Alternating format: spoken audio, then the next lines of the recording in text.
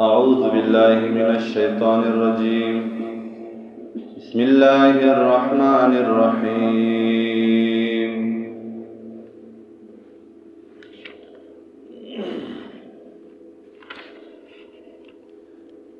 إنما مثل الحياة الدنيا كماء أنزلناه من السماء فاختلط به نبات الأرض مما يأكل الناس والأنعام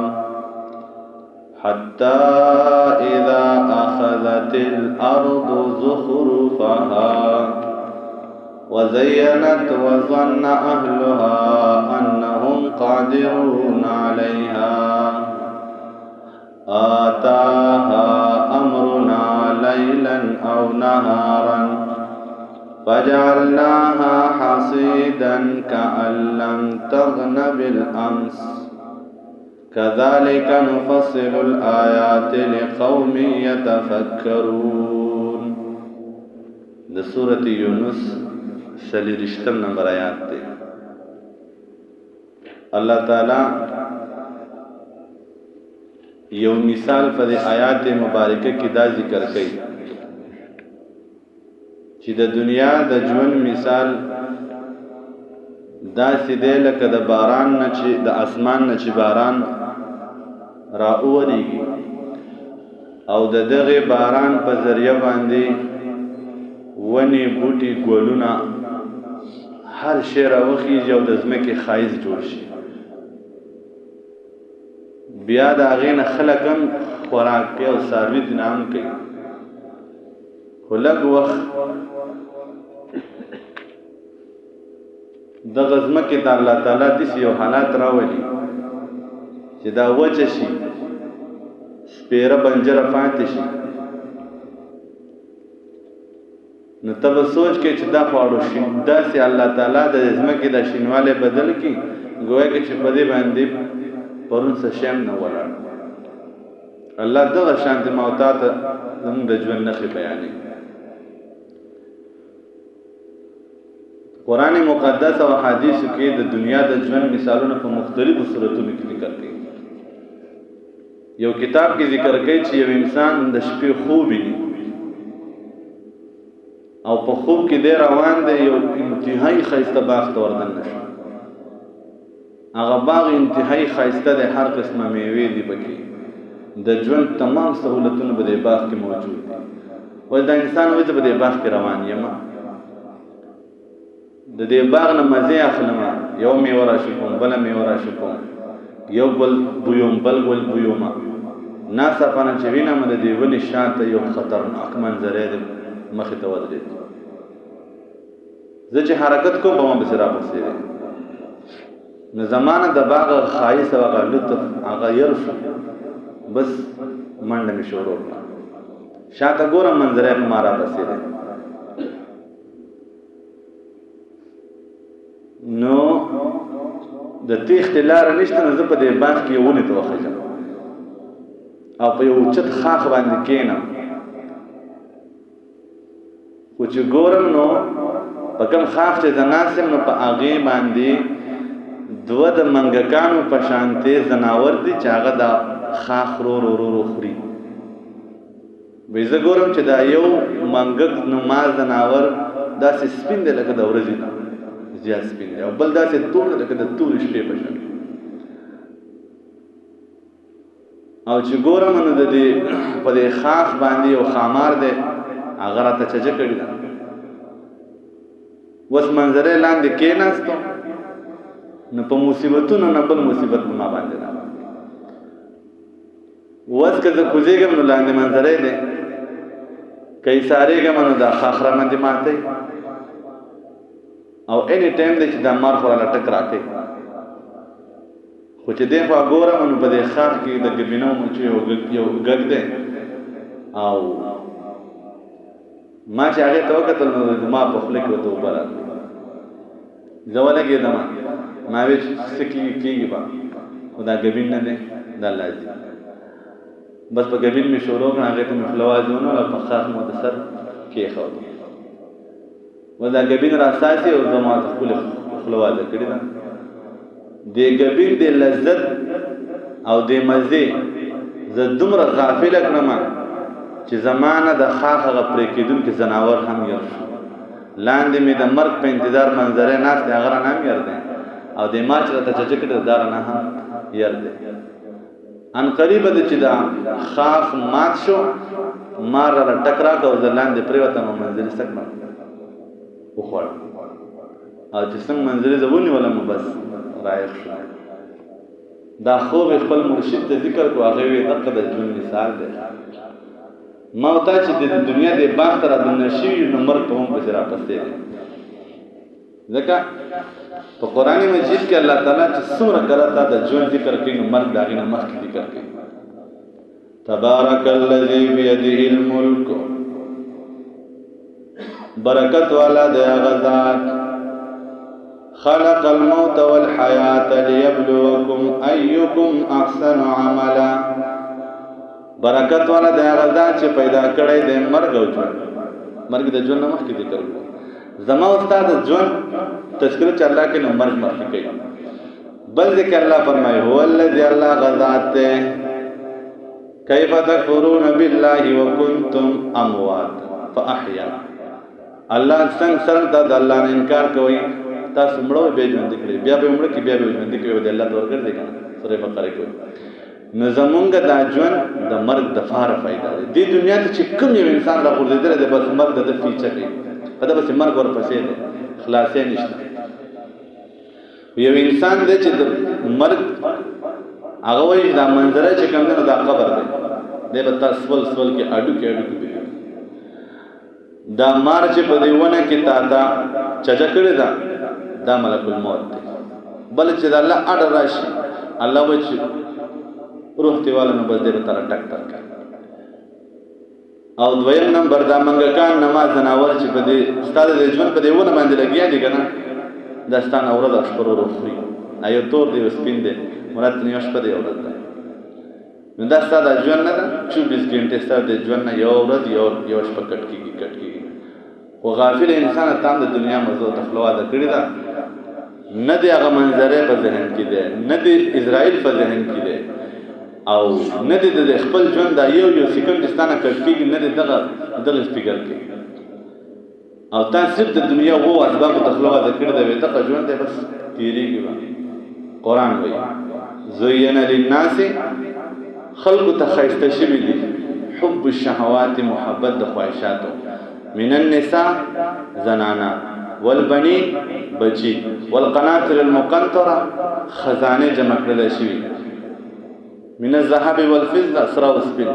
والخيل المصومه اسم سنبال گاڑی لارې موټرن دغه درته والانعام ساروی والحرث فصل قران نظر شمه ذلك متاع الحیات الدنیا اخ معمولی سکنه دی وو شذنو ته د تمره لولو خطرونه غافل کړی حالانکه پدې کې اخته یو نه وبل سي رالاندي نو انسان دا الله تعالی په قران مجید کې د فوی د پر ډېر مثال ذکر کړی دی یو مثال دا دی بسم الله الرحمن الرحیم انما یقینا مثل الحیات الدنیا یقینا مثال د ژوند د دنیا کما ان پشان د وبوده انزلناه چرا ورمونگ دیلرا من السماء د اسماننا فاختلطا پس گن راوخی جی پدی وبو سرا نبات الارض بوٹی دزمکی مما دا آغی قسموننا یاکل الناسو چخری انسانان والانعام او ساروی حتی تردی پوری اذا اخذت الارض کلا چی واخلی ونسی دازمکا زخرفها دور و سنگار خپل وزینت او خیستشی وظن او گمانو کی اهلها مالکان د دزمکی انهم بشکدوی قادرون علیها قدرت لري پدی باندې انسان دے بچی والا اللہ ورکی مال او جیداد والا اللہ ورکی دزمکی وارث کی عہدہ و منصب لور کی علم او پوهه لور کی ډیګری او وزارت ته میلاو شي نو دی وای بس یم خو زې مکنه د ځان ډېر قدرت ډېر قادر ګڼي وای زما په یو دستخط باندې مسلمانه ادارې بدلیږي را بدلیږي نو دی ځان قدرت والا وګڼي ځان قادر غني په دې باندې لک سات بعد ګورا آتا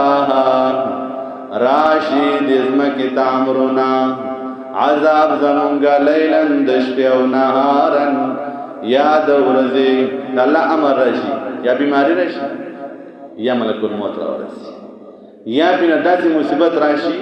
چې هر څه تس نشي لکه په دې سواد باندې چې دا مصیبتونه راغلو خلکو زمکه کورونه هر څه پاتې شي کنه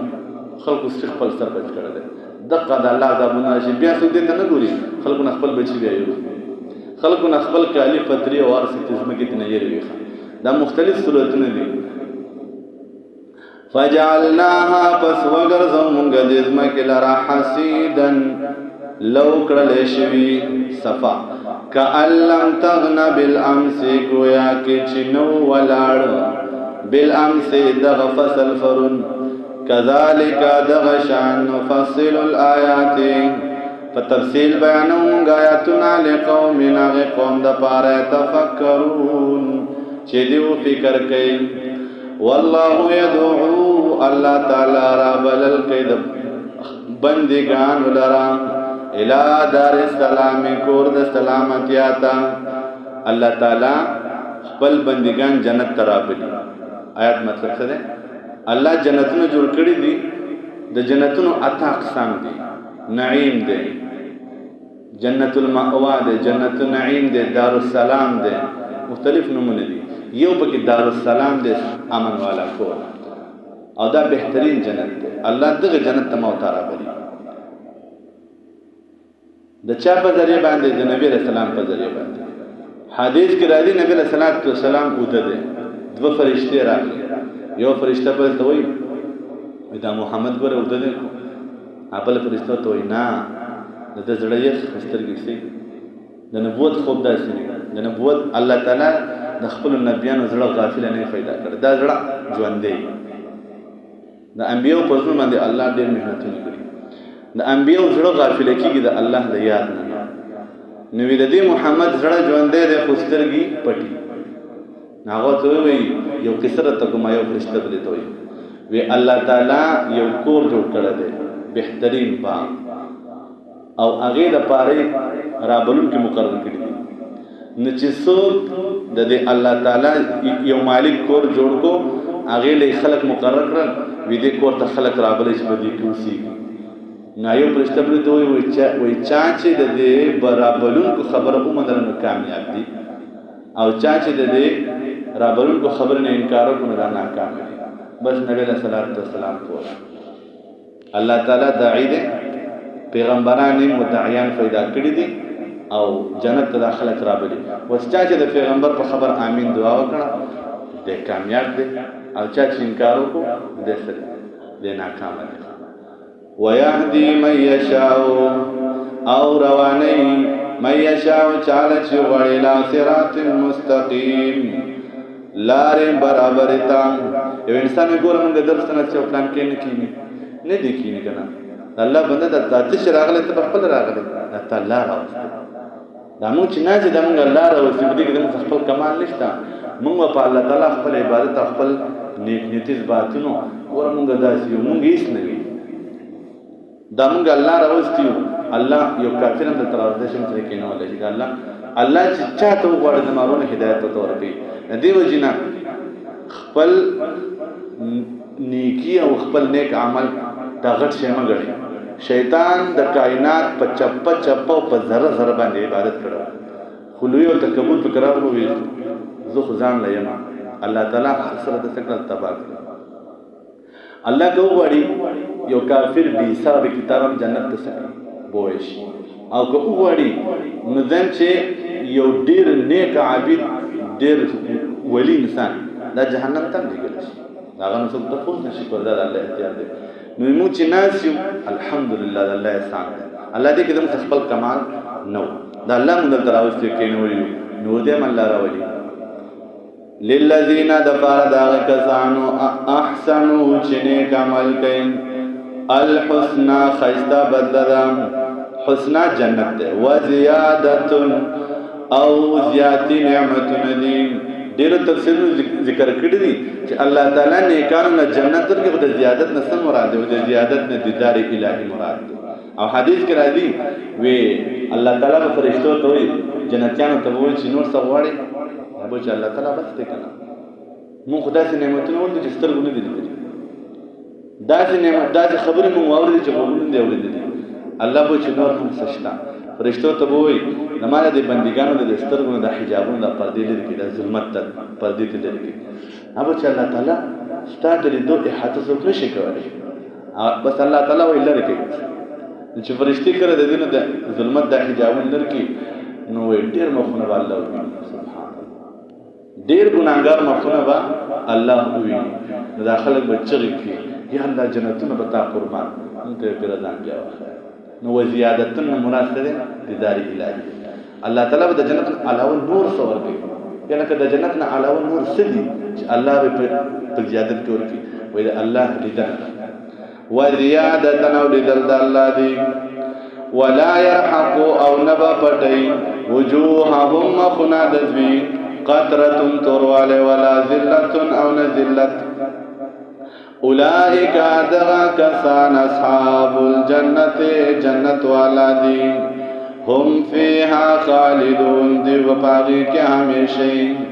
والذین کسان کسبوا السیئات چکی بد عملنا گناہنا جزاء سیئات بدلے بیددوی جزاء بدل بوی سیئات د بدی بمثلها پشان د دغی بدی الله تعالی د نیکی سره زیادت مرګره کړه ده او د بدی سره زیادت نه مرګره کړه بدی چې دوکړه نو یو په یو د نیکی یو په لسی بیا الله سره مهرباني درته کوي وې ډیر مسلمانان به د قیامت پر ورځ داسې چې دا وې په مخونو به د الله د عذاب سره ښکاري مسلمانانو کې هم داسې چې د قیامت پر ورځ به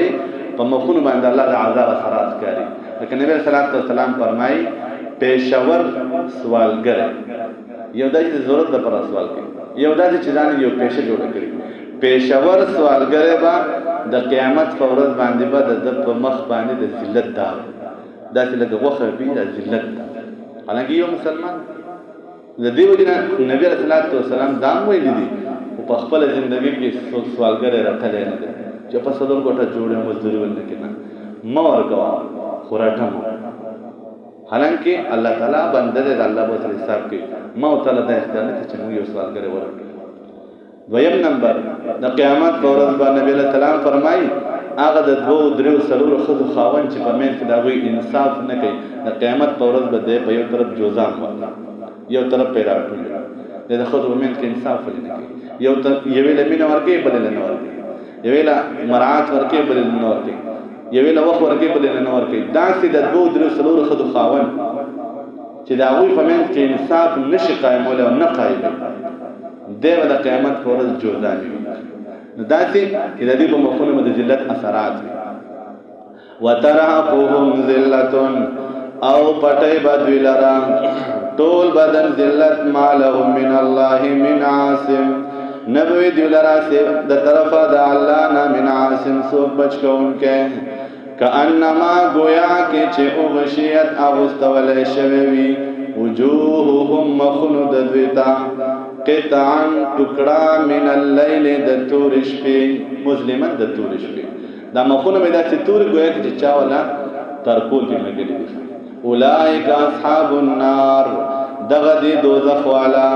هم فيها خالدون دی وپدې کې همیشوي الرحمن الرحيم انما مثل الحياة الدنيا مثال الدنيا كما ان بشأن الغبور انزلناه